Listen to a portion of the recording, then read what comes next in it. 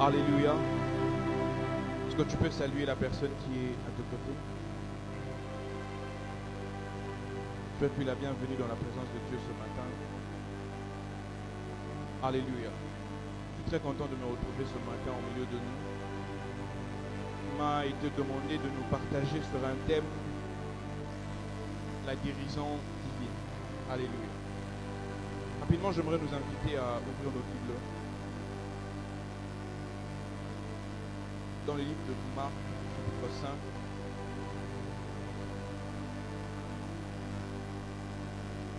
Marc, chapitre 5, à partir du verset 25.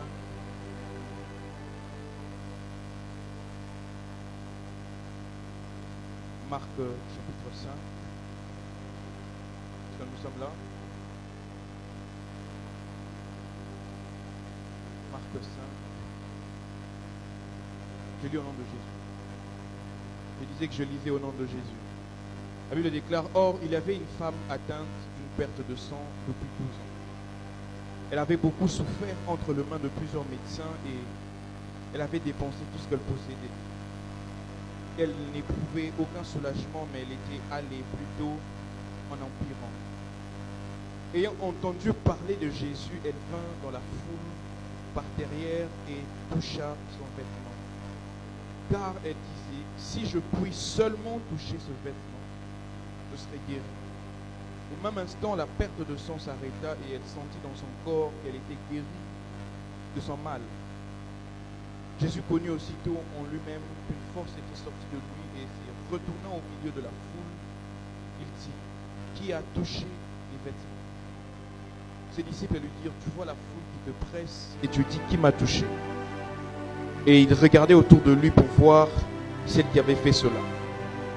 La femme effrayée et tremblante, sachant ce qui s'était passé en elle, vint se jeter à ses pieds et lui dit toute la vérité. Mais Jésus lui dit, ma fille, ta foi t'a sauvée. Va en paix et sois guérie de ton mal. Isaïe chapitre 53.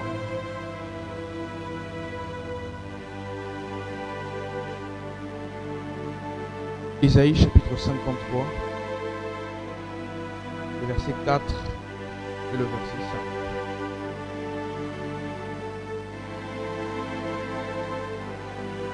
Je lis au nom de Jésus. Méprisé et abandonné des hommes, homme de douleur et habitué à la souffrance, semblable à celui dont on te tourne le visage, nous l'avons dédaigné, nous n'avons fait de lui aucun cas. Verset 4. Cependant, ce sont nos souffrances qu'il a portées. C'est de nos douleurs qu'il s'est chargé. Et nous l'avons considéré comme puni et frappé de Dieu et humilié. Le verset 5, la Bible déclare, mais il a été blessé pour nos péchés, brisé pour nos iniquités. Le châtiment qui nous donne la paix est tombé sur lui. Et c'est par ce meurtrissure que nous sommes guéris. Alléluia. Alors, il m'a été demandé de nous parler sur la guérison divine.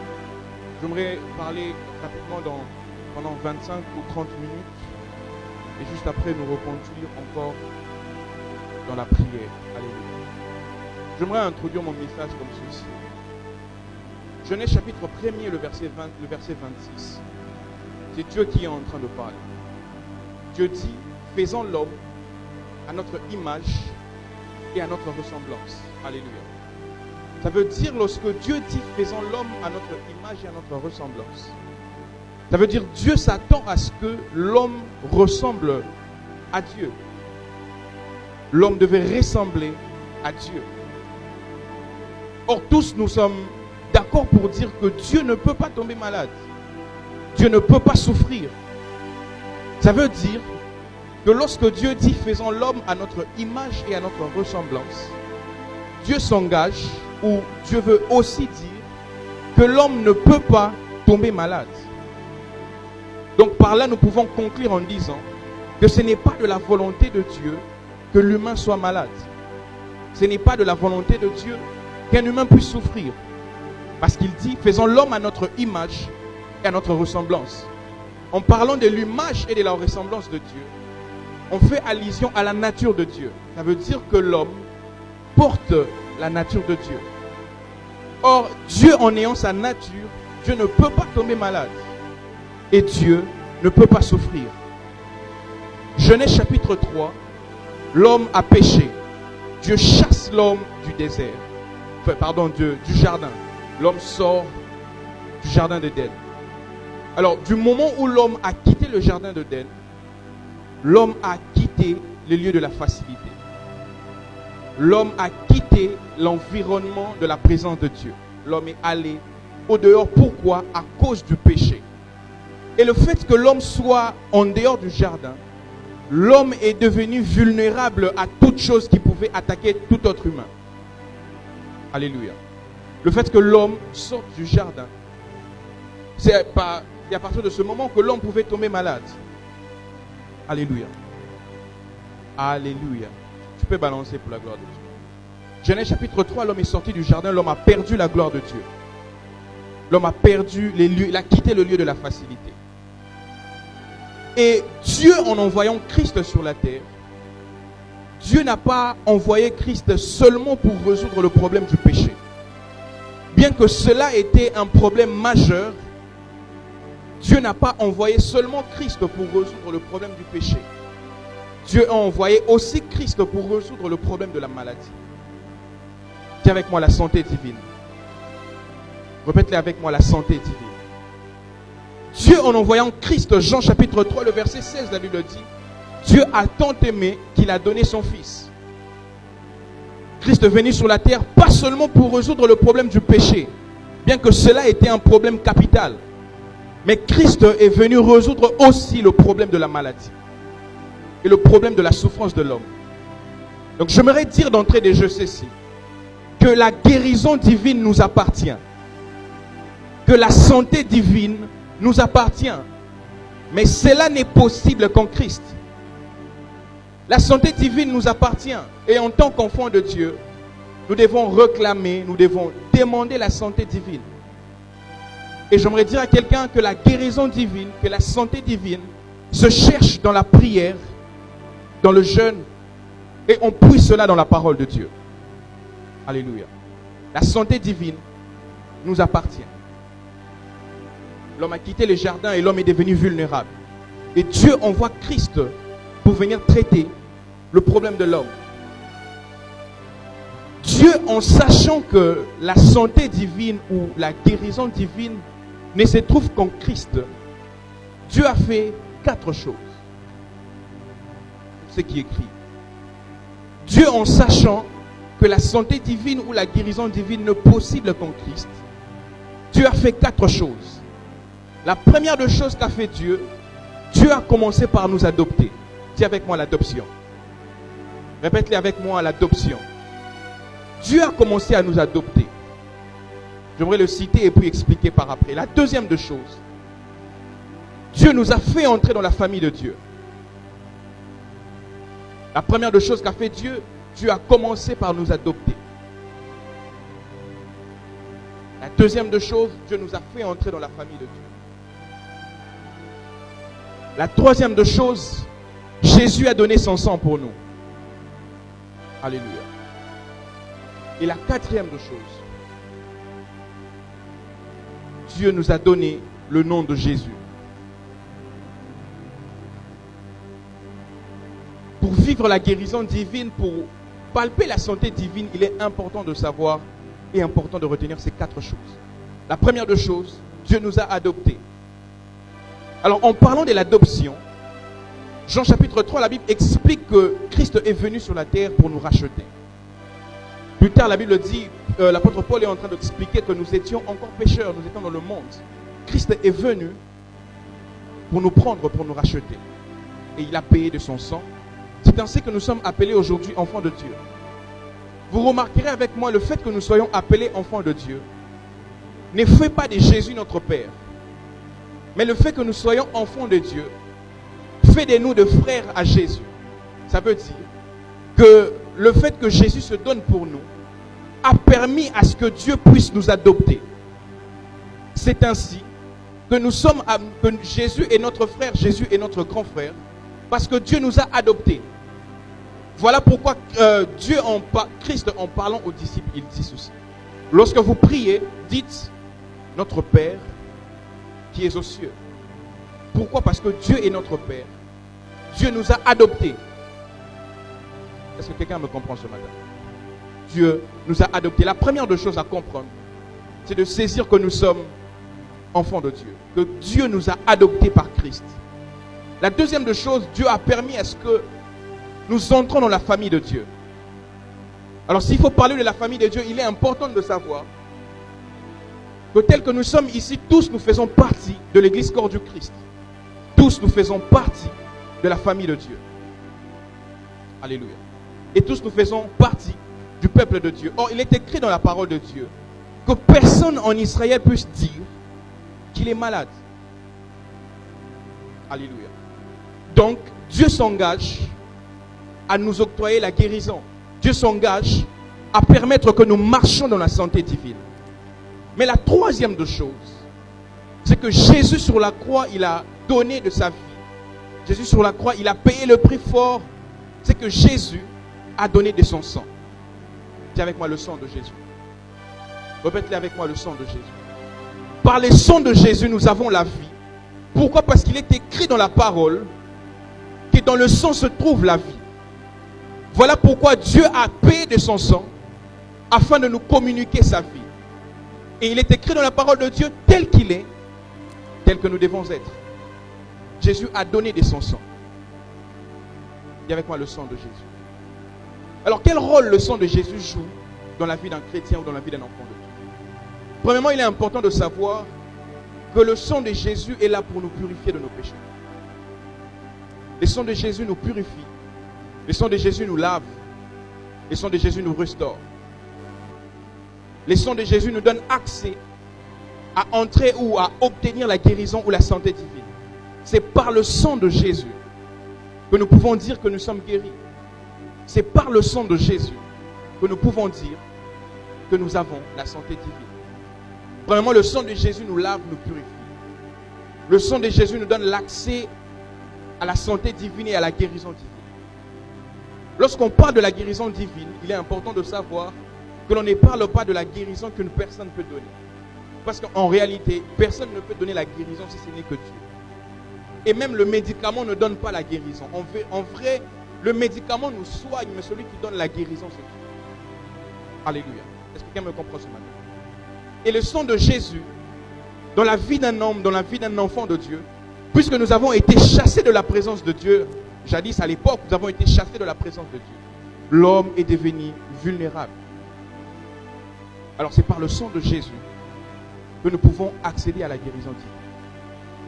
Donc en réalité, sans le sang de Jésus, la colère de Dieu est sur nous. Mais c'est lorsque Dieu nous regarde au travers de Jésus que la colère de Jésus est apaisée.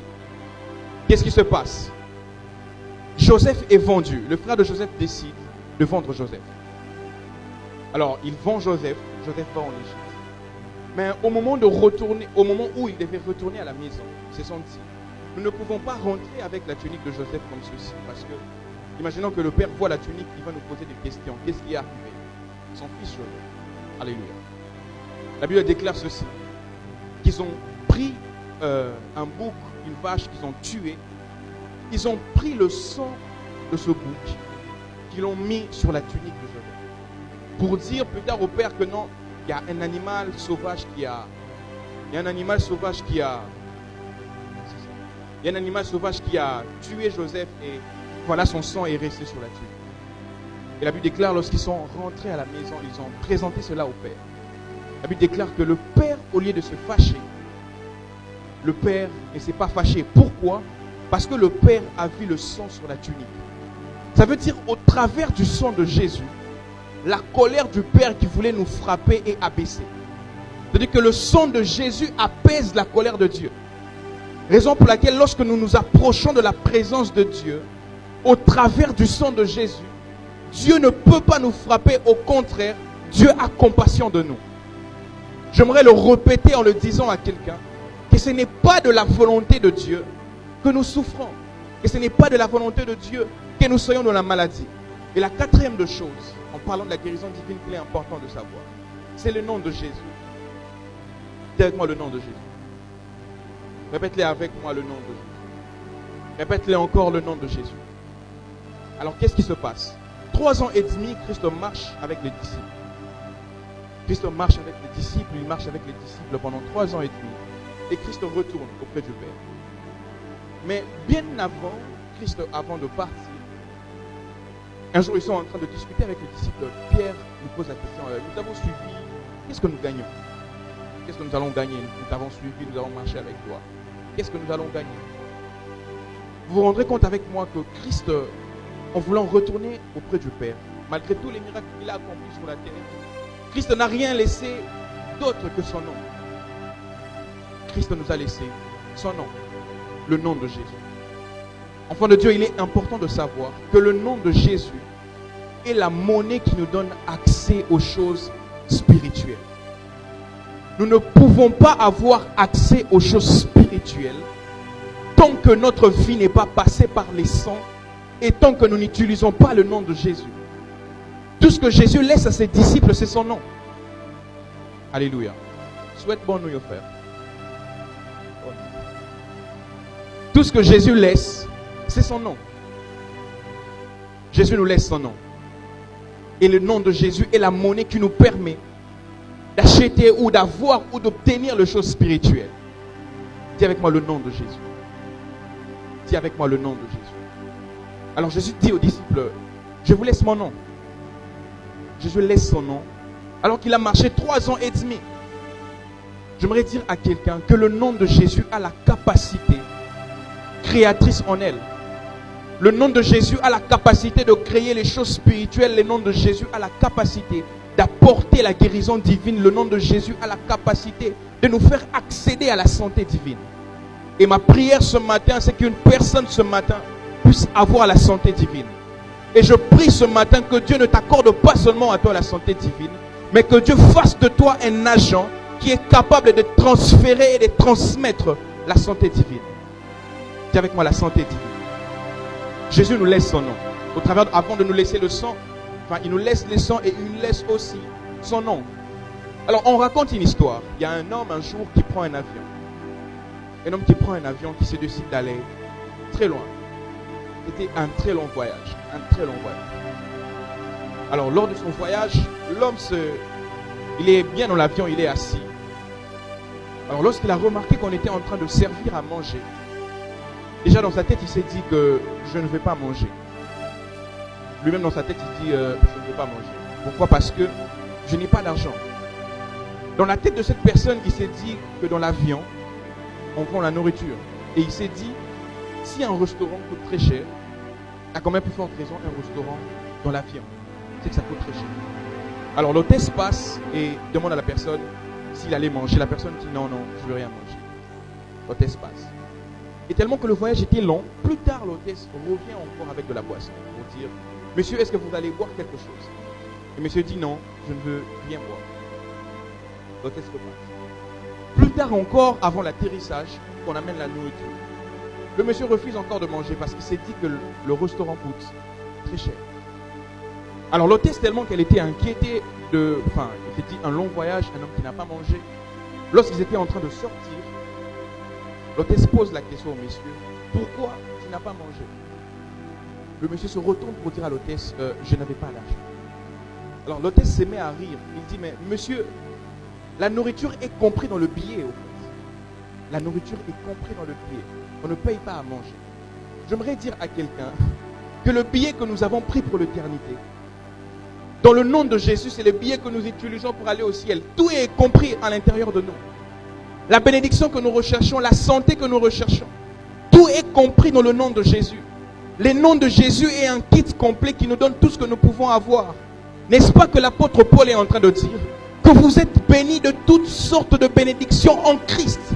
J'aimerais dire que la santé divine, que la guérison divine n'est possible que lorsque nous avons le nom de Jésus. Qu'est-ce que tu recherches ce matin? Au travers de rechercher la guérison divine, j'aimerais te poser la question. Qu'est-ce que tu es venu chercher dans la présence de Dieu? Qu'est-ce que tu es venu chercher dans la présence de Dieu? Tout se retrouve dans le nom de Jésus. Dans le nom de Jésus veut dire au compte de Jésus. Le nom de Jésus est la monnaie qui nous donne accès à toutes sortes de bénédictions. De quoi tu as besoin ce matin? J'aimerais te dire, utilise le nom de Jésus. Le nom de Jésus nous donne accès aux bénédictions spirituelles. Le nom de Jésus a une puissance, frères et sœurs. Alors très généralement, nous pensons que lorsqu'on cite le nom de Jésus ou lorsqu'on parle du nom de Jésus, dans le monde spirituel ou dans le monde du diable, lorsqu'on parle ou lorsqu'on déclare quelque chose dans le nom de Jésus, c'est d'abord le diable qui s'enfuit en premier. Et ensuite, non, lorsqu'on cite le nom de Jésus, on pense très souvent que c'est d'abord le plus petit démon qui fuit. Et ensuite le plus grand, et ensuite le diable, puisqu'il a, selon notre imagination, des cornes. Vous savez, toute la honte du diable se retrouve dans le nom de Jésus. Toute la honte du diable se retrouve lorsque le nom de Jésus est cité. Au fait, lorsque le nom de Jésus est cité, ce n'est pas le plus petit démon qui s'enfuit d'abord, mais c'est le plus grand qui commence par fuir. Lorsque le nom de Jésus est cité, c'est d'abord le chef qui commence par fuir. Ce n'est pas le plus petit.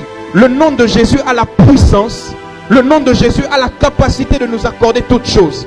Ainsi, j'aimerais prophétiser et déclarer dans le nom de Jésus qu'à cause du nom de Jésus, que Dieu t'accorde ce que ton cœur est en train de chercher. Je ne sais pas pourquoi tu es venu dans la présence de Dieu. Je ne sais pas ce que tu es venu chercher dans la présence de Dieu. Mais je proclame dans le nom de Jésus que Dieu t'accorde ce que personne d'autre ne peut te donner. Qu'à cause du nom de Jésus, que Dieu t'accorde ce que tu es en train de rechercher. Le nom de Jésus a une puissance. Et le nom de Jésus nous fait accéder dans les choses spirituelles. Marc chapitre 5. On raconte que Jésus est en train d'aller quelque part. Si je me trompe, c'est dans la maison de Jairus. Jésus est en train de partir. Et la Bible déclare qu'une femme qui souffrait, une femme à la perte de sang, comment on l'appelle, elle est venue pour toucher Jésus. Elle s'est dit, si je puis seulement toucher le pan de sa robe, je serai guéri. J'aimerais dire à quelqu'un que la première des choses qui nous permet d'avoir le miracle, c'est la prise de décision. La femme s'est dit, si je puis seulement toucher le pan de sa robe.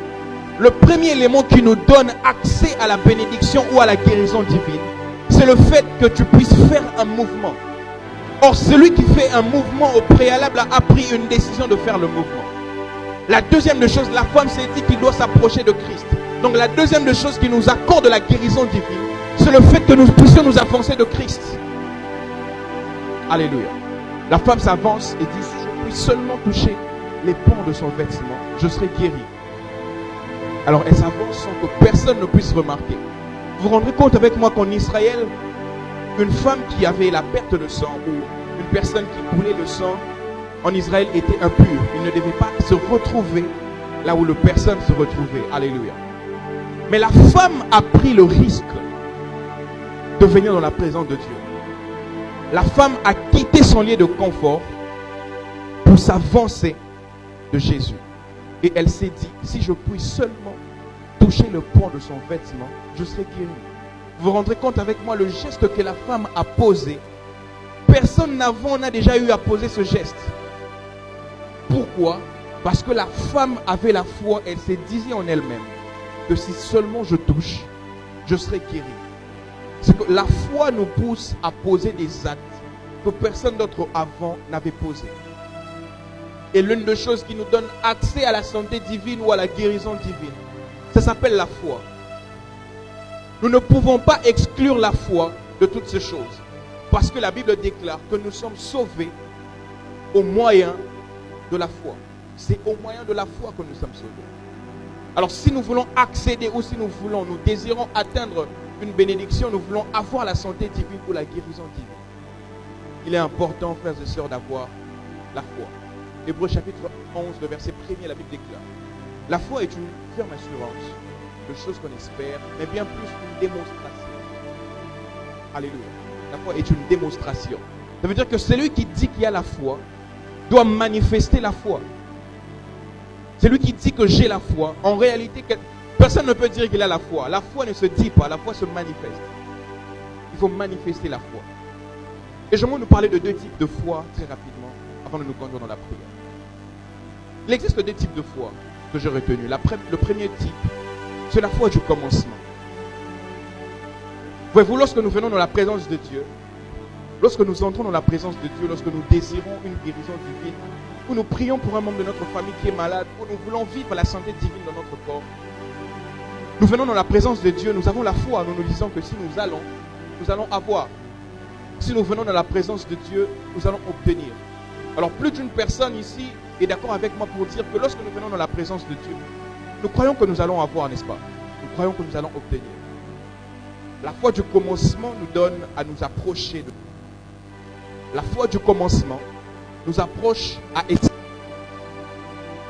La foi du commencement nous donne à persévérer. Lorsque nous venons, nous croyons que nous allons avoir. Qu'est-ce qui se passe? Dieu, par sa souveraineté, peut permettre que nous ne puissions pas avoir même lorsque nous manifestons la foi. Par sa souveraineté, Dieu peut le permettre. C'est alors que doit intervenir le deuxième type de foi, que j'appelle la foi du recommencement, ou la foi de recommencer. Plusieurs qui viennent dans la présence de Dieu, des fois ne reçoivent pas. Pourquoi? Parce qu'ils ne savent pas recommencer. En réalité, la personne qui a une grande foi n'est pas la personne qui reçoit d'un premier coup, mais c'est la personne qui reçoit après avoir essayé plusieurs fois. Qu'est-ce que tu as demandé, que tu as déjà demandé à Dieu qui ne t'a pas donné? Certes, tu as utilisé la foi du commencement, mais il est grand temps que tu utilises la foi du recommencement. La Bible déclare ceci, que Pierre est en train de pécher. Pierre est en train de pécher. La Bible déclare qu'il a péché toute la nuit. Il n'a pas trouvé de poisson. Alors subitement apparaît un homme qu'on appelle Jésus. Jésus, lorsqu'il apparaît, il dit à Pierre, jette ton filet. Alors Pierre dit, maître, j'ai péché toute la nuit. Je n'ai pas reçu quelque chose. En fait, Pierre, au début, lorsqu'il allait pécher, Pierre avait la foi du commencement. Il se disait que si j'y vais, je vais pêcher un poisson. Il a mis en œuvre la foi du commencement. Et toute la nuit, il n'a rien reçu. Jésus lui dit, jette ton filet. Alors il arrive et il jette son filet. La Bible déclare que c'est alors qu'il a reçu le poisson. Voyez-vous, Pierre a eu la foi pour recommencer. Il peut arriver par la souveraineté de Dieu que Dieu ne nous accorde pas les choses que nous demandons d'un premier coup. Il est important, enfant de Dieu, de manifester la foi et d'avoir le courage de recommencer là où tu as échoué. Il est important, enfant de Dieu, tu as demandé la santé divine il y a 3 ans, il y a 2 ans passés, mais tu remarques que tu tombes encore malade. Tu remarques qu'il y a une maladie qui persiste. Tu remarques qu'il y a une situation qui persiste. En parlant de maladie, je n'aimerais pas parler seulement de la maladie du corps, puisque en réalité, la maladie ne touche pas seulement le corps. Voyez-vous, l'homme est tripartite.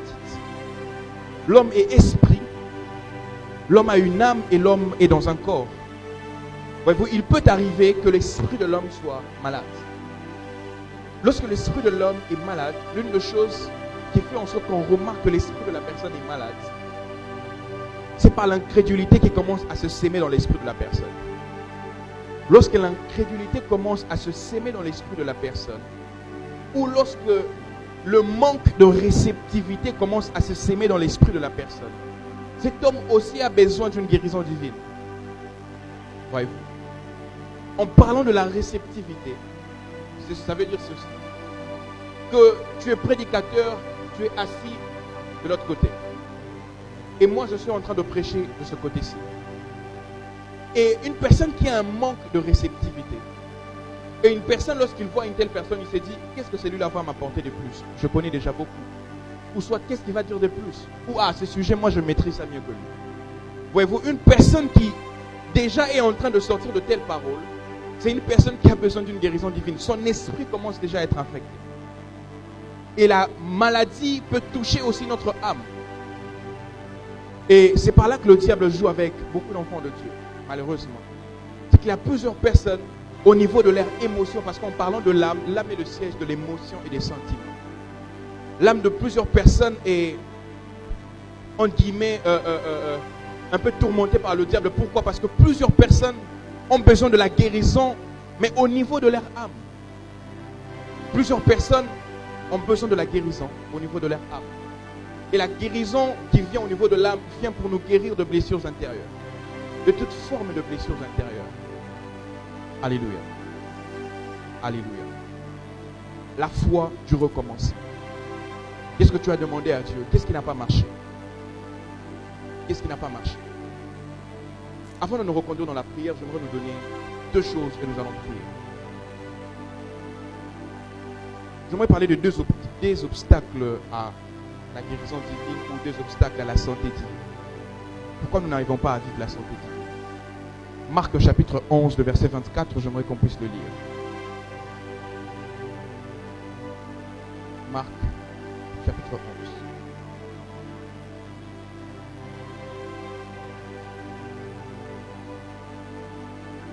Le verset 24, j'ai lu au nom de Jésus. La Bible déclare: c'est pourquoi je vous dis, tout ce que vous demanderez en priant, croyez que vous l'avez reçu et vous le verrez s'accomplir. On va descendre au verset 25, la Bible dit: et lorsque vous êtes debout faisant votre prière, si vous avez quelque chose contre quelqu'un, pardonnez, afin que votre Père qui est dans les cieux vous pardonne aussi vos offenses. Frères et sœurs, l'une des choses qui nous empêche d'accéder à la guérison divine ou à la santé divine, c'est les manques de pardon. Il est important en tant qu'enfant de Dieu d'apprendre à pardonner et à libérer les gens qui sont dans notre cœur. Parce qu'il y a de ces maladies qui nous ne quitteront jamais parce que le diable a trouvé une porte d'entrée. Il y a de ces choses qui ne nous quitteront pas parce que le diable, derrière notre manque de pardon, trouve une porte d'entrée. Rapidement, j'aimerais le dire qu'en réalité, celui qui ne pardonne pas à une personne, celui qui refuse d'octroyer le pardon à une personne, n'emprisonne pas la personne dans son cœur, mais en réalité, il s'emprisonne lui-même. En réalité, le pardon n'emprisonne pas la personne. Les pardons nous emprisonnent nous-mêmes. Et celui qui ne sait pas pardonner son prochain ne peut pas vivre la santé divine. Parce que le diable trouve déjà une porte d'entrée par cela. Alléluia. Et la deuxième des choses, Jean chapitre 5, le verset 14. Jean chapitre 5, le verset 14. La Bible déclare: depuis Jésus le trouva dans le temple et il lui dit: voici, tu as été guéri. Ne pêche plus de peur qu'il ne t'arrive quelque chose de pire. L'une des choses qui est l'obstacle à la guérison divine ou à la santé divine, ou même l'une des choses qui nous empêche d'accéder aux choses spirituelles ou à la bénédiction spirituelle, c'est le péché. J'aimerais dire à quelqu'un que le péché, lorsqu'on parle de péché, je n'aimerais pas ici mettre de l'emphase seulement sur l'impudicité, parce que plusieurs ont fait de l'impudicité le plus grand péché. Alléluia. Je n'aimerais pas seulement mettre de l'emphase sur cela, mais en parlant du péché, je parle de tout ce qui est contre la volonté de Dieu. Le péché ouvre la porte au diable. Et une personne qui vit dans une vie de péché répétitif ne peut pas vivre la santé divine, ne peut pas entrer en contact, ne peut pas avoir la bénédiction que Dieu accorde.